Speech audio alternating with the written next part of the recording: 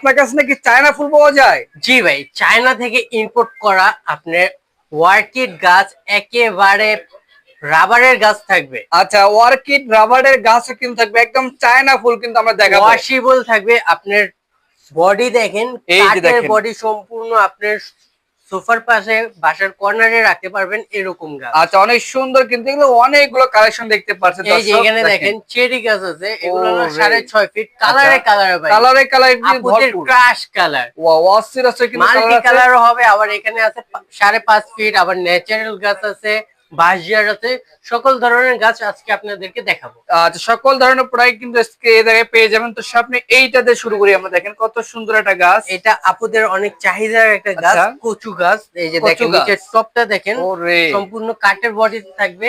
আচ্ছা, এটার দাম থাকবে একেবারে অফার প্রাইস মাত্র 2000 টাকা, ডেলিভারি চার্জ মাত্র 200 টাকা। 200 টাকা থাকবে।